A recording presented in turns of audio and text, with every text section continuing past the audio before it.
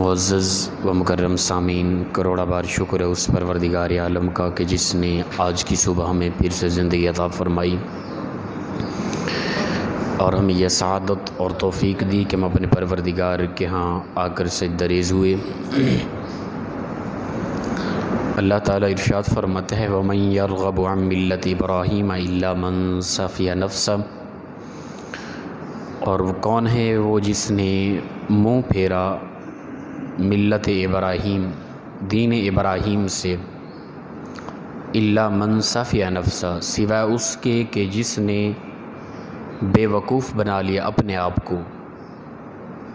کم عقل نادان بے وقوف وہ ہے جس نے اسلام سے منہ پھیرا، ملت ابراہیمی سے، دین ابراہیمی سے ہٹا۔ اللہ فرماتا ہے وہی نادان بے وقوف ہے، اس نے اپنے آپ کو بے وقوف بنا لیا۔ تو عقل مندی، باشعوری کس چیز کا نام ہے؟ اسلام پر عمل کرنے کا نام ہے۔ اگرچہ آج کل ہمارے ہاں معاشرے میں ہماری طبیعت اور سوچ میں یہ ہے کہ 2 3 4 بیٹے ہوں نا، ان میں سے جو اسکول کالج یونیورسٹیوں میں آگے نکل جائے اور چرب زبان ہو، اس کی بڑا تیز بولنے والا ہو، ٹھیک ہے نا۔ دوسری طرف ایک بیٹا ایسا ہو کہ جو 5 وقت کا نمازی ہے، قرآن پاک کی تلاوت کرتا ہے، خاموش رہتا ہے، کم بولتا ہے، گھر کا کام کاج کرتا ہے، اسے ہم سمجھتے ہیں کہ یہ تھوڑا کم عقل ہے۔ اللہ کے نزدیک بہترین عقل مند وہی انسان ہے جو اسلام پر عمل کر رہا ہے۔ ہم چرب زبانی کو باشعوری اور عقل مندی سمجھتے ہیں، حالانکہ اسلام اور اللہ کے نزدیک یہ سب سے بڑی بے وقوفی ہے۔ زبان کا کنٹرول انسان کا ایک حسن ہے، خاموشی انسان کا ایک حسن ہے۔ کم بولیں، کم سے کم بولیں، آپ کی عزت و وقار میں اضافہ ہوگا۔ جہاں کہیں آپ کو لوگ نہیں جانتے، وہاں جا کے جب تک آپ خاموش رہیں گے، کم بولیں گے، آپ کے لیے لوگوں کے دلوں میں عزت و وقار بڑھتا رہے گا۔ جب انسان بولتے ہیں نا تو پھر انسان کے اندر کی حقیقت سامنے آ جاتی ہے، کس حیثیت کا آدمی ہے یہ۔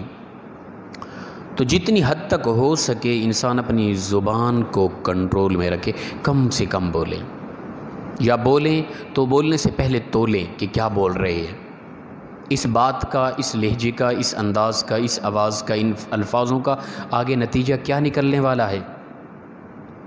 یہ انسانیت کا ایک حسن ہے، اسلام کا ایک حسن ہے، اور بہترین ہے وہ شخص جو اسلام کے عین مطابق چل رہا ہے اور وہ کم سے کم بولتا ہے، کیونکہ اللہ نے ہمیں یہ زبان عطا کی، اس کے عطا کرنے کا ایک خاص مقصد تھا۔ اگر ہم لغویات بولتے رہیں گے، فضول بولتے رہیں گے، اس کا استعمال ویسے کرتے رہیں گے تو قیامت کے دن ہر ایک لفظ کا حساب لیا جائے گا کہ زبان کس لیے عطا کی تھی۔ ہمارا جوان طبقہ آج معذرت کے ساتھ، اچھے جوان بھی ہیں، زیادہ تر ہمارا جوان طبقہ چرب زبان ہو چکا ہے۔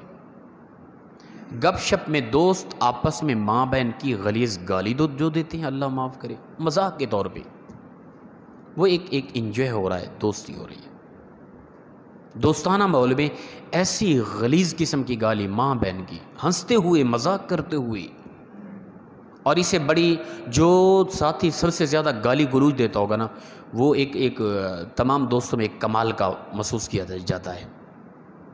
سب سے بڑی کم عقلی، نادانی اور بے وقوفی یہی چیز ہے۔ اللہ فرماتا ہے جو میرے اسلام پر، دین ابراہیمی پر، ملت ابراہیمی پر چلنے والا ہے، دراصل وہ اللہ کے نزدیک عقل مند ہے، باشعور ہے، وہ کامیاب ہے۔ اس کے علاوہ جو جس قدر بھی معاشرے کے اندر لوگوں کے نظریات کے حوالے سے بڑا تیز ہے، عقل مند ہے، چرب زبان ہے، تیز بولتا ہے، ہر ایک کی بات کا جواب دینے کی کوشش کرتا ہے، عقل مند نہیں ہے وہ ناداں ہے، وہ بے وقوف ہے۔ اسے پتہ ہی نہیں کہ میں فضول بول رہا ہوں، اسے پتہ ہی نہیں ہے کہ میرے ہر ایک بات لکھی جا رہی ہے اور اس بولنے کا، گفتگو کا، انداز کا، لہجے کا، الفاظ کا حساب دینا ہے مجھے۔ پاگل وہ سمجھ نہیں رہا، بے وقوف اور ناداں ہو گیا ہے وہ تو لہٰذا اپنی زبان کو کم سے کم بولیں، آپ خوبصورت لگیں گے۔ آپ دیکھیں گے کہ کئی یہاں پر بھی ایسے کچھ لوگ ہوں گے جو آپ لوگ بھی محسوس کریں گے، وہ آئیں گے خاموشی کے ساتھ نماز پڑھیں گے، سلام کریں گے، چلے. یہ ایک الگ چیز ہے کہ مولوی صاحب سے آ کے مسئلہ پوچھنا، دین کے متعلق بات چیت کرنا، یہ اچھی چیز ہے. میں یہ نہیں کہ صرف گفتگو کرنا ہی محض غلط ہے. ہم تو پھر اکثر اوقات ہمارا درس چلتا رہتا ہے، اکثر اوقات ہمارے خطابات گھنٹہ گھنٹہ گفتگو کرنی ہوتی ہے. یہ دین کی باتیں، جو زیادہ بولتا ہے، زیادہ گفتگو کرتا ہے دین کے حوالے سے، وہ کامیاب انسان ہے. کئی آپ دیکھیں گے وہ محض مقصد کی بات کریں گے آگے. یہاں پہ ویسے بھی عام معاشرے کے اندر بھی دیکھیں گے وہ با مقصد بات کریں گے، ویسے نہیں بولیں گے. آپ کو وہ اکثر خاموش نظر آئیں گے، اور یقیناً آپ کے دلوں میں ان کی عزت و وقار ہوگی، آپ اسے بڑا باشعور محسوس کریں گے. تو لہٰذا کم بولنا یہ ایک عقل مند کی بہت بڑی نشانی ہے.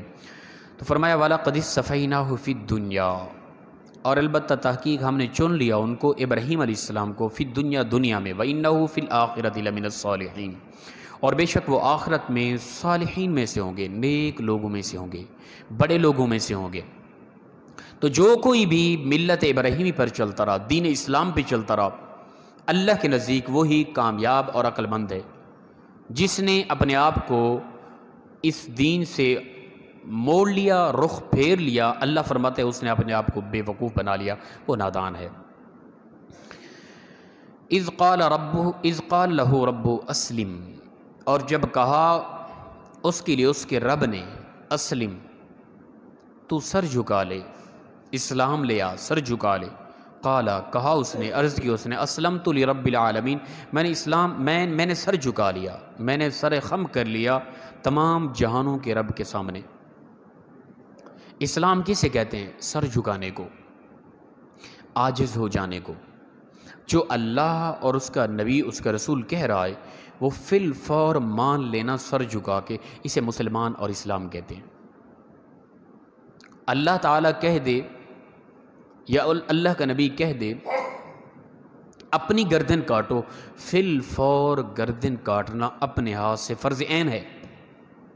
وہی مسلمان ہے جو سر جھکا لے، جو حکم آیا وہ کر لے، وہ طبیعت مانے یا نہ مانے، وہ معاشرہ مانے یا نہ مانے، وہ عقل مانے یا نہ مانے، وہ نقصان نظر آئے یا فائدہ نظر آئے، کچھ بھی ہے، اس سے کوئی سروکار نہیں. اسلام یہی چیز ہے کہ جب بھی کوئی حکم ملے اس کے سامنے سر جھکا کے عمل کرو، یہ اسلام ہے اور تم مسلمان ہو. تب ہم کہیں نہیں یہ بات ہم نہیں مانیں گے، یہ مانیں گے، یہ نہیں مانیں گے، یہ مانیں گے. اپنی طبیعت کے مطابق جو آ رہی ہے اسے تسلیم کریں، جو اپنی طبیعت کے خلاف ہے اسے رد کر دیں. یہ قطعاً مسلمان ہونا نہیں ہے، یاد رکھیں. مسلمان ہونا ہے ہی اسی چیز. حضرت ابراہیم علیہ السلام کو کہا گیا اپنا یہ چھوٹا سا بیٹا دعائیں مانگتے رہے، 95 سال کی عمر میں اللہ نے بیٹا عطا کیا. اس کے بعد حکم فرمایا اس بیٹے کو، اپنی بیوی کو فلاں جنگل بیابان جہاں پانی کی بوند رہیں، جہاں پرندے بھی نہیں جاتے، وہاں جا کے تنہے تنہا چھوڑاؤ. اللہ کے پیغمبر نے نہیں پوچھا پروردگار یہ بتا ان کا کوئی قصور ہے، مجھ سے کوئی غلطی ہوئی یا عزم، کیا معاملہ ہے؟ نہیں، یہ اسلام ہے. اللہ کے پیغمبر نے بیوی کو، اپنے بیٹے کو لے کر وہاں جا کے چھوڑا ہے، بواد غیر ذی زرع، عجیب طرح کی وادی میں جا کے چھوڑا ہے جہاں بالکل ویران ہی ویران کی تھی. پھر وہی بیٹا جب ملا، بڑا ہوا، جوان ہوا، فرمایا اسے ذبح کر دو. اللہ کے پیغمبر نے دل کے اندر تخیلات میں سوچا ہی نہیں کہ اے میرے پروردگار یہ حکم کیوں دے رہا ہے تو مجھے؟ اگر اس کی زندگی ختم ہے میرے ہاتھ سے تو ذبح نہ کرا. نہیں، تخیلات کی دنیا کے کروڑویں حصے میں بھی اس پیغمبر کے اندر سوچ پیدا نہیں ہوئی، فی الفور جا کے چھری چلا دی. یہ اسلام ہے. میں اور آپ اپنی طبیعت کو دیکھیں، ہم مسلمان تو کہلاتے ہیں لیکن اسلام سے وہی چیز لیں گے جو میری اور آپ کی طبیعت کے عین مطابق ہوگی. جو تھوڑی سی طبیعت سے ہٹ کے ہو، ہم علماء سے اختلاف کرنے کے لیے تیار ہیں، ہم قرآن کی تردید کرنے کے لیے تیار ہیں، ہم حدیث کی تردید کرنے کے لیے تیار ہیں. اپنی طبیعت کے خلاف کوئی بات ماننے کے لیے قطعاً تیار نہیں ہے. یہ مسلمان ہونا نہیں ہے. مسلمان وہی ہے، دین ملت ابراہیمی پر وہی ہے کہ جو حکم ہوا سوچ میں بھی نہ ہے کہ یہ کیوں ہوا، بس حکم ہوئے اللہ کی طرف سے، میں مسلمان ہوں. وہ میرے نقصان میں ہے، میرے فائدے میں ہے، گھاٹے میں ہے، معاشرے کے اندر وہ میری عزت و وقار خراب ہو، کچھ بھی ہو رہا ہے اس پہ عمل کرنا ہے. یہ مسلمان ہونا ہے.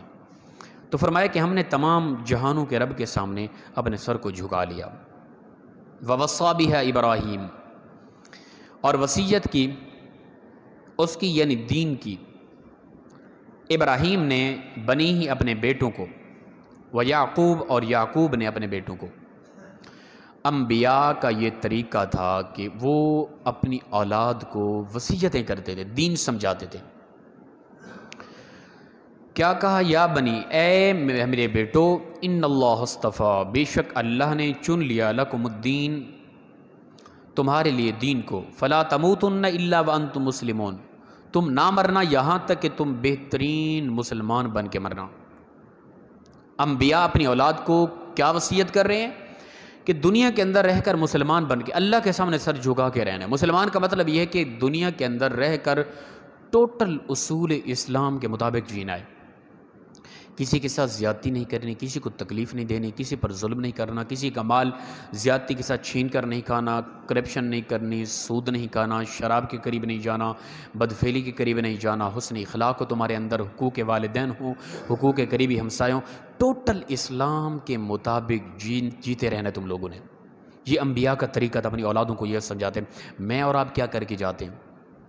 ہمارا مکمل فوکس اس بات پہ ہوتا ہے کہ ہمارے چلے جانے کے بعد پیچھے ہماری نسل معاشی حوالے سے کس قدر بہتر ہوگی۔ کچھ نہ کچھ کر کے جائیں، وہ کسی حوالے سے بھی ہو، کرپشن کر کے، لوٹ مار کر کے، سود کا کاروبار، ظلم و ستم کر کے، کسی لحاظ سے بھی ہم کچھ جمع کر کے جائیں، ہماری اولاد پیچھے عیش و عشرت کی زندگی گزارے، موج مستیاں کرے، خر مست ہو جائے۔ کبھی بھی ممکنہ صورت ہے کسی کی 1% لوگ مشکل سے نظر آئیں گے، وہ لوگ جو اپنی اولاد کی تربیت اسلام کے مطابق کریں گے۔ ان کو سوچ نہیں کہ دنیا میں کیا ہوگا، غربت ہے، پریشانی، نو ٹینشن، اصل میری اولاد اسلام کے مطابق چلے، یہ سوچ بہت کم۔ حضرت شیخ عبد القادر جیلانی فرماتے ہیں، مجھے بہت افسوس ہے اس انسان پہ، دکھ ہوتا ہے اس انسان پہ جو اپنی اولاد کے بارے یہ تو سوچتا ہے کہ میرے مر جانے کے بعد پیچھے دنیا میں میری اولاد کا کیا ہوگا، پر وہ نادان یہ نہیں سوچتا کہ میری اولاد کے مر جانے کے بعد قبر میں میری اولاد کا کیا ہوگا، یہ وہ نہیں سوچتا۔ مجھے رونا آتا ہے اس انسان پہ۔ تو لہٰذا ہم انبیاء کے طریقے کو دیکھیں، ہم مسلمان ہیں، ہم اسلام لائے، ہم دیکھیں کہ انبیاء کا طریقہ کیا تھا، اولاد کی تربیت کیسے وہ لوگ کرتے تھے۔ تو سب سے زیادہ ہم اپنی اولاد کی توجہ اسلام کی طرف کریں، سب سے زیادہ ہم اپنی اولاد کی اخروی زندگی کی خوبصورتی کے بارے سوچیں۔ تو انبیاء نے، حضرت ابراہیم علیہ السلام، یعقوب علیہ السلام، وہ اپنی اولادوں کو یہی تربیت کرتے رہے کہ تم نے نہیں مرنا یہاں تک کہ تم مسلمان ہو کے مرو، بہترین انداز زندگی ہونا چاہیے تمہارا۔ ام کنتم شہداء اذ حضر یعقوب الموت، کیا تم موجود تھے جب حضرت یعقوب علیہ السلام پر موت واقع ہونے لگی، آپ کی وفات ہونے لگی؟ اذ قال، جب کہا انہوں نے، لبنی، اپنے بیٹوں کو، ما تعبدون من بعدی، میرے بعد کس کی عبادت کرو گے تم؟ اپنے بیٹوں کو وصیت کی جا رہی ہے، کیا شرک تو نہیں کرو گے، میرے بعد کیا کرو گے تم؟ قالوا، کہنے لگے تمام بیٹے، نعبد الہک و الہ آبائک ابراہیم و اسحاق و اسماعیل و اسحاق، تمام بیٹے کہنے لگے اے بجان، ہم عبادت کریں گے جو آپ کا معبود ہے، جو آپ کے آبا کا، جو آپ کے باپ ابراہیم، اسماعیل، اسحاق کا معبود ہے، جو تمام کا ایک ہی معبود ہے، ہم اسی کی عبادت کریں گے، شرک نہیں کریں گے۔ وَنَحْنُ لَهُ مُسْلِمُونَ، اور ہم مسلمانوں میں سے، ہم اس کے سامنے ہمیشہ سر جھکائیں گے، جو اس کا حکم ہوگا نا، اس حکم کے عین مطابق ہماری زندگی ہوگی۔ قریب وفات انبیاء کا یہ طریقہ تھا، اپنی نسلوں کو، اپنی اولادوں کو اسلام سمجھاتے، دین سمجھاتے، اخروی زندگی کے بارے سوچتے۔ میں اور آپ اس وقت اپنے گریبان میں جھانک کے دیکھیں، میں چلا گیا یا میری اولاد آج چلی جائے دنیا سے، ہم نے کس قدر ان کی اخروی زندگی کے اندر حسن پیدا کیا، آخرت کی زندگی خوبصورت کی۔ کتنا ایمانی نور ہے میرے پاس اور میری اور آپ کے پاس، اور میری اور آپ کی اولاد کے پاس، یا کس قدر دنیاوی زندگی کی طرف ہم نے متوجہ کیا اپنی نسلوں کو، اپنی اولاد کو۔ تو لہٰذا ہم مسلمان ہیں، ہم اس طرف متوجہ رہیں، ہم اپنی اولادوں کو بہتر سے بہتر کریں۔ فرمایا تلک امت قد خلت، یہ وہ امت ہے جو پہلے گزر چکی، یہ امتیں جو قصے آپ لوگوں کو بیان کی جا رہے ہیں یہ گزر چکی ہیں۔ یہ کیوں بیان کیے جا رہے ہیں؟ تاکہ تم لوگ عبرت حاصل کرو، تم لوگ نصیحت حاصل کرو، تمہیں ان لوگوں کے حالات کو پڑھ کے تمہارے اندر شعور پیدا ہو۔ لہا ما کسبت، فرمایا اسی کے لیے جو کچھ اس نے کمایا، وَلَكُمْ مَا كَسَبْتُمْ، اور تمہارے لیے جو کچھ تم کماؤ گے، جو کچھ کر کے جاؤ گے نا، کما کے جاؤ گے، اس کا تمہیں صلہ ملے گا۔ نیکیاں کرو گے، اچھا ہی ہے، خیر ہے تمہارے لیے، برائیاں کر کے جاؤ گے پھر تمہاری پکڑ ہے آخرت میں۔ اور یہ بھی انسان کا ذاتی کردار ہے کہ انسان کے چلے جانے کے بعد پیچھے اولاد کس طرح کا کردار کر رہی ہے، اولاد کی تربیت کیسے ہوئی، یہ انسان کا ذاتی کردار ہے، انسان سے اس کے بارے پوچھا جائے گا۔ وَلَا تُسْأَلُونَ عَمَّا كَانُوا يَعْمَلُونَ، اور نہ پوچھا جائے گا اس سے، اس کے معاملے میں کہ جو وہ کر گئے، جو ہم سے پہلے وہ ذاتی طور پہ کر گئے، ان سے ہم سے نہیں پوچھا جائے گا ان کے متعلق۔ ہاں یہ ان سے پوچھا جائے گا کہ تم اپنی اولاد کے حوالے سے کیا کر کے آئے، ان کو کیا سوچ دے کے آئے، دنیا کی عیش و عشرت خرمستیوں کی سوچ دے کے آئے یا اخروی زندگی بہتر کرنے کی سوچ دے کے آئے، اسلام کیا ترغیب دے کے آئے، یہ اسلام سے ہٹا کے آئے، تم لوگ کیا کچھ کر کے آئے۔ پھر قیامت کے دن ہم سے مرنے کے فوراً بعد ہم سے یہ پوچھا جانا ہے۔ دعا ہے پروردگار مخلصانہ انداز میں ہم سب کو عمل کی توفیق عطا فرمائے۔ وآخر دعوانا ان الحمد للہ رب العالمین۔